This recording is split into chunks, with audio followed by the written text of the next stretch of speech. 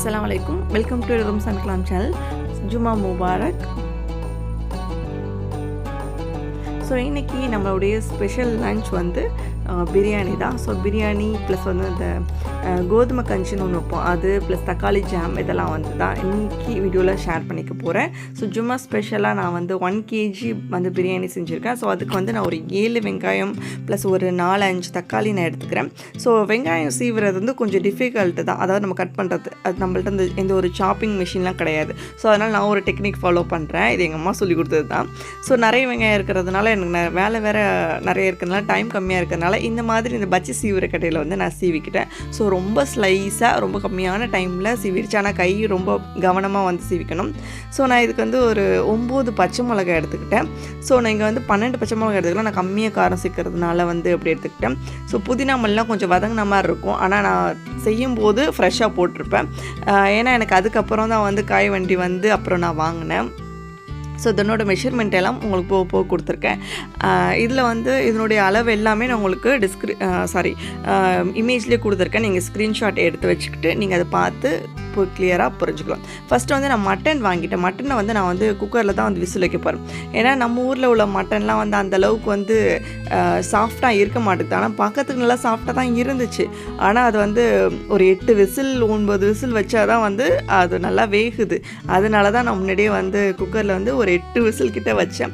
So இத்தனைக்கும் வந்து முன்செப்பை தான் வாங்கினேன், அப்போ தான் சாஃப்டாக இருக்கும்னு. சாஃப்டாக தான் இருந்துச்சு, இருந்தாலும் நான் மட்டனை போட்டு அதில் இஞ்சி பூண்டு பேஸ்ட்டும் தண்ணியும் ஆட் பண்ணி நான் குக்கர் விசிலில் வச்சுட்டேன். ஸோ குக்கர் விசில் வரட்டும், அதுக்குள்ளே நம்ம வந்து ரைஸை வந்து கலைஞ்சி தண்ணி ஊற்றி வச்சுருவோன்ட்டு நான் 1 kg வந்து வச்சுருக்கேன். ஸோ நம்ம வந்து ஒரு படி வச்சுருப்போம், அதுலேருந்து அந்த ஒரு படி ஃபுல்லாகவும் ப்ளஸ் அதுலேருந்து ஒரு 1/4 படிக்கும் கொஞ்சம் கம்மியாக வந்து, அதாவது 100 கிராம் அந்த மாதிரி அரிசி இந்த மாதிரி இருக்கும். ஸோ இதை வந்து 1 kg நான் ஒரு பேக்கெட் ஃபுல்லாகவே கொட்டிட்டேன். ஸோ நார்மல் இந்தியா கேட் தான் எடுத்திருக்கேன். ஸோ நீங்கள் லூஸில் வாங்கினாலும் பிரச்சனை கிடையாது, அது வந்து கலைஞ்சி நம்ம வச்சுட்டோம். ஸோ இப்போ வந்து நம்ம பிரியாணி மேக் பண்ண போகிறோம், காயெல்லாம் கட் பண்ணி வச்சாச்சு. ஸோ வைக்கிறதுக்கு முன்னாடி நம்ம கலைஞ்சி வச்சாலே போதும். ஸோ இப்போ வந்து பிரியாணி சட்டியை வச்சுட்டேன். சட்டியை வச்சுட்டு ஒரு 4 டேபிள் ஸ்பூன் வந்து கீ ஆட் பண்ணிக்கிறேன். அது கூட ஒரு கப் வந்து எண்ணெய் ஆட் பண்ணிக்கிறேன், 200 ml அதோடைய அளவு. இப்போ வந்து நம்ம வச்சுருக்கிற அந்த பட்டை கிராம்பு ஏலக்காய் இதை அப்படியே ஃபுல்லாக ஆட் பண்ணிக்கிறேன். ஸோ இதனோட அளவு நான் கொடுத்துருக்கேன், நீங்கள் செக் பண்ணி பார்த்துக்கோங்க. நான் வச்சுருக்கிற 1/2 கிலோ வெங்காயத்தையும் கொட்டிட்டேன். ஸோ நம்ம வந்து 1 கிலோ மட்டன் பிரியாணி செய்கிறோன்னா 1/2 கிலோ வந்து வெங்காயம் கட்டாயம் போட்டு ஆகணும். ஸோ நான் ஒரு 7 வெங்காயத்துக்கிட்டே எடுத்துக்கிட்டேன். ஸோ இது வந்து நல்லா கோல்டன் ப்ரௌன் மாறுற வரைக்கும் நம்ம வந்து வதக்கிக்கணும். ஸோ கோல்டன் ப்ரௌன் மாறினதுக்கு அப்புறமா வந்து நான் ஒரு 200 கிராம் இஞ்சி பூண்டு பேஸ்ட் வந்து 100 கிராம் இஞ்சியும் 100 கிராம் பூண்டு ஈக்குவல் குவான்டிட்டியில் அரைச்சி அதையும் ஆட் பண்ணி சிம்மிலே வச்சு நல்லா வதக்குனதுக்கப்புறமா இந்த பாருங்க ஃப்ரெஷ்ஷாக வந்துருச்சு, மல்லிக்கீரை புதினாக்கீரை ஃப்ரெஷ்ஷாக வந்துருச்சு. ஸோ அதையும் ஆட் பண்ணிக்கிறேன், கூட வந்து பச்சை மிளகாயும் போட்டு நல்லா மிக்ஸ் பண்ணிக்கிறேன். இது ரொம்ப வதங்குறது அவசியம் கிடையாது. ஸோ இது கூட நான் ஒரு 5 தக்காளி வந்து கட் பண்ணி வச்சுருந்தேன். ஸோ அதையும் நான் போட்டுட்டேன்.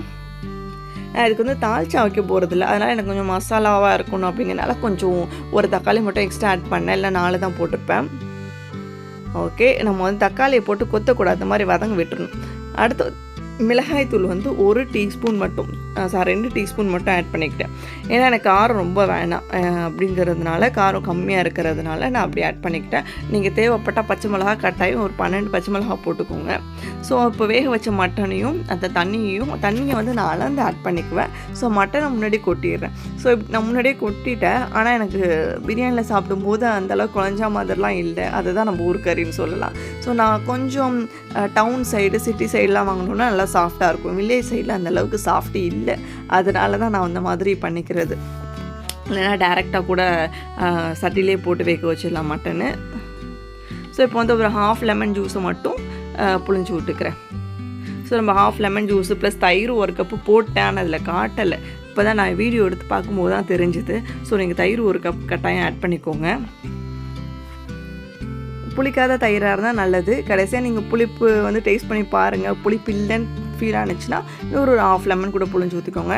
நான் தண்ணி அளந்து ஒரு 1.5 படி வந்து தண்ணி வந்து வச்சுட்டேன். ஸோ ஒரு கிலோவுக்கு 1.5 கிலோ தண்ணி அந்த மாதிரி ஆட் பண்ணியிருக்கேன். அதாவது 1.5 லிட்டர் அப்படி ஆட் பண்ணிவிட்டு தண்ணி நல்லா கொதிச்சதுக்கப்புறமா உப்பு கட்டாயம் செக் பண்ணிக்கோங்க. உப்பு கரிச்சா தான் வந்து நம்மளுக்கு அந்த தண்ணியோட அளவு கரெக்டாக இருக்குது. இப்போ நம்ம தண்ணியை நல்லா வடிச்சிட்டு அந்த அரிசி எடுத்து பிரியாணியில் ஆட் பண்ணிவிடுவோம். கிரேவியில் ஆட் பண்ணிவிட்டு நல்லா வந்து லெவல் பண்ணி விட்டுக்கும். லைட்டாக ஜென்டிலாக மிக்ஸ் பண்ணி விட்டுக்கும். ஏன்னா பாஸ்மதி ரைஸ் வந்து சீக்கிரமாக உடஞ்சிடும். உடையாமல் இருக்கிறதுக்காக நீங்கள் ஜென்டிலாக மிக்ஸ் பண்ணாலே போதும். ஸோ இந்த மாதிரி மிக்ஸ் பண்ணிவிட்டு இதை வந்து ஒரு 10 நிமிஷம் ஹை ஃப்ளேமில் வச்சு மூடி விட்டுருங்க. ஏன்னா அடியெலாம் பிடிக்காது, தண்ணி நல்லா வற்றிடும். ஊறி இருக்கிறதுனால சோறு வந்து உடையாது. ஸோ 10 நிமிஷத்துக்கு அப்புறமா இந்த மாதிரி எல்லாமே கொஞ்சம் தண்ணியும் ரைஸும் ஈக்குவலாக இருக்க மாதிரி ஃபீல் ஆகும். ஸோ அப்படி ஈக்குவலாக இருக்கும்போது நம்ம வந்து தம் வச்சுருவோம். பாருங்கள், அவங்க தண்ணியும் ப்ளஸ் வந்து ரைஸும் வந்து ஈக்குவலாக இருக்கும். ரைஸ் எப்படி லாங்காக இருக்குதுன்னு பாருங்கள். ரைஸோட குவாலிட்டி நார்மல் பிராண்ட் கூட சும்மா லூஸில் கூட வாங்கி போட்டிருக்கேன். இந்த மாதிரி லாங்காக தான் வந்திருக்கு. ஈவன் ஃப்ரைட் ரைஸ்க்கு கூட கடையெல்லாம் ஃப்ரைட் ரைஸ்க்கெலாம் லூஸில் தான் வாங்கி ரைஸ் போடுறாங்க. பிராண்டட்லாம் ஒன்றும் போடுறது கிடையாது. ஸோ நான் பார்த்த வரைக்கும் அந்த மாதிரி தான். ஸோ இப்போ சிம்மிலே வச்சு இப்போ நான் வந்து அடியில் ஒரு கனமான தோசைக்கல்லை வச்சு ஒரு 5 நிமிஷம் ஹை ஸ்பீடில் வச்சுட்டு அதுக்கப்புறமா சிம்மில் வச்சு விட்ருவேன். ஏன்னா அந்த தோசைக்கல் கொஞ்சம் சூடு பிடிக்கணும்ல, அதனால். ஸோ வச்சுட்டு ஒரு 15 நிமிஷம் அப்படியே விட்டுடுவோம். அதாவது லோ ஃப்ளேம்லேயே விட்டுடுவோம். இந்த பிரியாணி அப்படியே வைக்கட்டும். அதுக்குள்ளே நம்ம அந்த தக்காளி பச்சடி செஞ்சுடுவோம். ஸோ தக்காளி பச்சடி செய்கிறதுக்கு இன்க்ரீடியன்ஸை நான் இதில் நோட்டில் கொடுத்துருக்கேன். ஸ்க்ரீன்ஷாட் எடுத்து வச்சுக்கோங்க.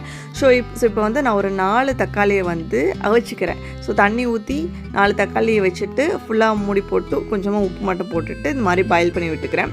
ஸோ நல்லா வந்து அதாவது அந்த ஒரு கருப்பு மாதிரி இருக்கும்ல, அது மட்டும் எடுத்துட்டேன். ஸோ வெந்ததுக்கப்புறமா கொஞ்சம் ஆறுனதும் அதில் உள்ள தோலெல்லாம் நான் வந்து இது எடுத்துக்கிறேன். ஏன்னா தக்காளி தோல் நம்ம ஜாமில் போட்டோன்னா தட்டுப்படும் வாயில். அது இல்லாமல் இருக்கிறதுக்காக நான் அதை எடுத்துகிட்டு அரைச்சிக்கிறேன். அரைச்சோன்னா இன்னும் நல்லாயிருக்கும், பேஸ்ட் மாதிரி நல்லாயிருக்கும். ஸோ அடுத்து வந்து நான் ஒரு கடாய் வச்சு அதில் வந்து ஒரு 2 டீஸ்பூன் நெய் ஆட் பண்ணிக்கிறேன். நெய் ஆட் பண்ணிவிட்டு ஒரு 10-15 முந்திரி ஆட் பண்ணிவிட்டு அது கூட வந்து காஞ்சி திராட்சையும் ஒரு 10 காஞ்சி திராட்சையும் போட்டுட்டு வறுத்து தனியாக எடுத்து வச்சிடணும் நம்ம இப்போதைக்கு.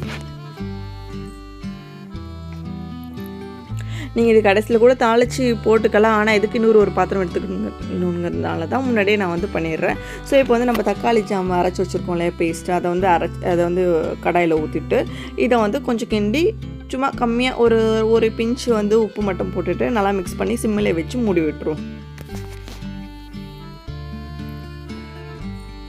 கொஞ்சம் வற்றினதுக்கப்புறமா நம்ம வந்து சுகர் வந்து ஆட் பண்ணோம். ஸோ அது பாருங்கள் கொஞ்சம் அப்படியே வற்றி இருக்கும். ஸோ இப்போ வந்து ஒரு 6 டீஸ்பூன் வந்து சுகர் ஆட் பண்ணிக்கிட்டேன். எனக்கு டேஸ்ட்டுக்கு ஏற்ற மாதிரி நம்ம ஆட் பண்ணிக்கோங்க. சுகரு சால்ட் ரெண்டுமே வந்து நம்மளோட டேஸ்ட்டுக்கு ஏற்ற மாதிரி தான் ஆட் பண்ணிக்கணும். ஸோ நாக்கில் வச்சு பாருங்கள், இனி போதும்னா ஓகே, இல்லை இன்னும் கொஞ்சம் வேணாலும் ஆட் பண்ணிக்கோங்க. எனக்கு 6 டீஸ்பூன் சரியாக இருந்தது. இப்போ பாருங்கள், நான் சிம்மிலே தான் இருந்தது. எப்படி கலர் மாறி இருக்குது, எந்த ஒரு கலர் எசன்ஸ் எதுவுமே போடலை. ஸோ ரொம்ப சூப்பராக வந்து இந்த தக்காளியோடைய பச்சடி வந்து சூப்பராக இருந்தது. நான் அதுவும் இல்லாமல் ஃபஸ்ட் டைம் இப்போ தான் நான் பண்ணுறேன். நல்லாவே வந்திருக்கு. ஈஸியான ரெசிபீஸ் தான், அதோட பெரிய இது கிடையாது. ஸோ இப்போ வந்து நல்லா வற்றுனதுனால நான் வந்து இந்த நம்ம வறுத்து வச்சுருக்கிற முந்திரி திராட்சையும் ஆட் பண்ணிடுறேன். ஸோ ஆட் பண்ணிவிட்டு ஃபைனலாக கொஞ்சமாக வந்து நெய் வந்து ஆட் பண்ணிக்கும். அப்போ கொஞ்சம் கிளாஸியாக தெரியும், நல்லாயிருக்கும். சர்வ் பண்ணும்போது ரொம்ப திக்காக இல்லாமலும் இருக்கும், அப்படியே நல்லா லிக்விட் மாதிரி சூப்பராக வரும். ஸோ அவ்வளோதான், நம்மளோட தக்காளி பச்சடி சூப்பராக ரெடி ஆகிடுச்சு. ஸோ இந்த ரெசிபி ஒன் டைம் ட்ரை பண்ணி பாருங்கள், ரொம்ப சூப்பராக இருக்கும். ஸோ நெக்ஸ்ட்டு வந்து நான் இந்த கல்யாணத்துலாம் கொடுப்பாங்க ரவை கஞ்சினா கோதுமை ரவை கஞ்சி, உடச்ச கோதுமையில் செய்வாங்க, ஓட்ஸ்லாம் போட்டு ரொம்ப சூப்பராக இருக்கும். ஸோ அதுக்கு 1 கப் வந்து உடச்ச கோதுமையை வந்து ஊற வச்சு போட்டுக்கலாம், ஊற வைக்காமலும் போட்டுக்கலாம். ஸோ நாங்கள் ஊற வச்சுருக்கோம், ஒரு 1/2 மணி நேரம் ஊற வச்சுட்டோம். ஊற வச்சு கொஞ்சமாக தண்ணி ஊற்றி அதில் கொஞ்சம் உப்பு போட்டோம். அது கூட ஹோல் வீட் ஓட்ஸுங்கிறதுனால நான் வாஷ் பண்ணி எடுத்துக்கிட்டோம். கொஞ்சம் கூட ஊற வச்சுட்டாங்க, எங்கள் அம்மா தான் செஞ்சதை. ஊற வச்சுட்டு ஒரு 1/2 கப் மட்டும் ஓட்ஸ் ஆட் பண்ணிக்கிட்டோம். ஸோ ஆட் பண்ணி அது கொஞ்சம் அப்படியே நல்லா கொதிச்சு அது வெந்ததுக்கப்புறமா தான் நம்ம வந்து மில்க் மேட் ஆட் பண்ணிக்கணும். ஸோ 2 டேபிள் ஸ்பூன் கிட்ட, ஒரு 1/4 கப் கிட்ட வந்துருக்குது மில்க் மேட் ஆட் பண்ணிவிட்டு ஜீனியும் ஆட் பண்ணணும். ஏன்னா நம்ம வந்து மில்க் மேட் ஆட் பண்ணலைன்னா மில்க் ஆட் பண்ணிக்கலாம். நாங்கள் மில்க் மேட் ஆட் பண்ணதுனால மில்க் ஆட் பண்ணலை. அதனால் ஜீனி வந்து ஒரு 6 டீஸ்பூன் 7-8 டீஸ்பூன் கிட்ட போட்டிருக்கோம். டேஸ்ட்டு பார்த்து தான் போட்டோம். ஸோ போட்டுட்டு இது பண்ணிட்டோம். ஸோ அதை வந்து அப்படியே கொதிச்சிட்ருக்கு. இப்போ வந்து அதுக்கு வந்து நம்ம தாளிச்சிடுவோம். ஸோ தாளிச்சிடுவோம்னா ஸ்வீட்டை பொறுத்த வரைக்கும் நெய் ஒரு 2-3 டேபிள் ஸ்பூன் போட்டு முந்திரி திராட்சை போட்டு தாளிச்சிடுவோம். ஸோ இது கூட வந்து இதில் வந்து இந்த சாரப்பருப்பு வெள்ளரி விதை இதெல்லாம் சேர்ப்பாங்க. சாரப்பருப்பு என்கிட்ட இல்லை, வெள்ளரி விதை மட்டும் இருந்துச்சு. ஸோ அதனால் அதை நான் ஆட் பண்ணிவிட்டு ஒரு டீஸ்பூன் 2 டீஸ்பூன் மட்டும் போட்டோன்னா நல்லாயிருக்கும். அதில் ஃப்ளேவராக இல்லை, சாப்பிடும்போது நல்லாயிருக்கும். ஸோ அவ்வளோதான். இதை அப்படியே எடுத்து நம்ம அந்த கஞ்சிலையும் கொட்டி நல்லா மிக்ஸ் பண்ணி வச்சுடுவோம். அவ்வளோதான். இந்த கஞ்சியை கொஞ்சம் தண்ணியை கிண்டிக்கிட்டிங்கன்னா உங்களுக்கு அப்படியே லிக்யூட் கன்சிஸ்டன்ஸில் கடைசி வரைக்கும் இருக்கும். ஸோ கஞ்சியும் சூப்பராக ரெடி ஆகிடுச்சு. ஸோ அண்ட் இன்னொரு விஷயம் வந்து பிரியாணி வந்து அதோட ஸ்டாப் தான். ஏன்னா அதுக்கப்புறம் நான் ரெடியானதெல்லாம் வந்து வீடியோவே எடுக்கலை. என்ன நினப்பில் இருந்தேன்னு தெரில. ஸோ வீடியோவே எடுக்கலை. சாப்பிட்டு முடிச்சதுக்கப்புறமா வந்து தான் நினப்பு வந்தது, ஆஹா வீடியோவே எடுக்கலையே அப்படின்ட்டு. ஸோ இதோட ஸ்டாப் ஆகிடுச்சு. எல்லாத்துக்குமே ரொம்ப சாரி. ஸோ பிரியாணி சூப்பராக இருந்துச்சு. சரி போடலாமா வேணாமான்னு கன்ஃபியூஷனில் இருந்து இப்போ கடைசியாக வந்து போட்டிருக்கேன். ஸோ ரொம்ப